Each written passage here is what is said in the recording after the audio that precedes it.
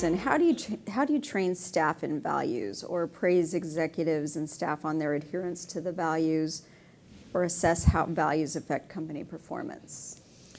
That's a great question because we're spending a lot of time thinking about that. I, like Cate and Mark, joined an organization that had a very strong culture, and as I was new CEO, went around and met with a lot of organizations and collected feedback, but we didn't have any words to describe our values or culture. It was just known, and as a new person, you're kind of waiting for that values card, kind of give me something concrete that I can be clear about. So then I had the decision, Cate, sounds like you're facing, is do I replay back to the organization what I heard, saying, this is what I heard our values are, and start to create some language around it? Because as we're growing, and last year we added 500 employees, which can be very disruptive to an organization if you don't have a strong culture.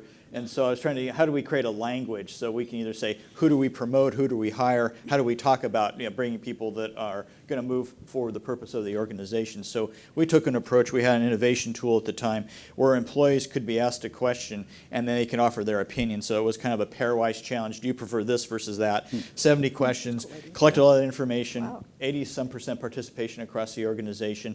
And we came out of that with 5 themes that we felt were pretty authentic, back to my word.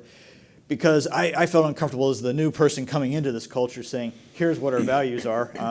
I could repeat what I was hearing, but I didn't think that would be very authentic. So hearing from the organization, creating these 5 themes that I think that pretty authentically we could say, this is what has drawn us here, and this is how we operate, and this is how we can communicate with others about what we're about. And so as we move forward, we create a new, we maintain some of the existing programs of the organization which really focused on culture and employees and members, and tried to scale them as the company is growing and make it more scalable. And we did a couple of things. Our annual meeting used to be from 4:30 to 5 o'clock at the Tukwila headquarters.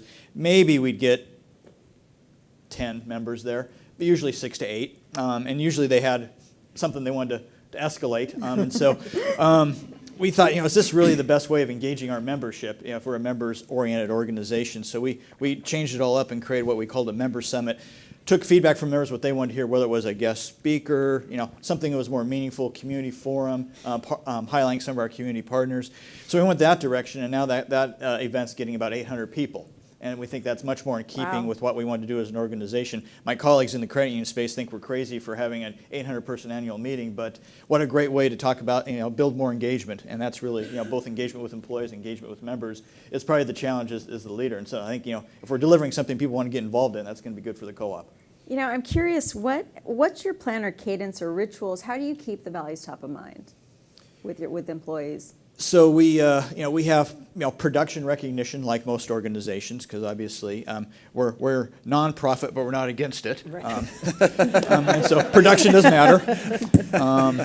So we created the highest kind of award program in the organization is a peer-nominated. It's called Being BECU. It's basically you can nominate anyone in the organization for living a value.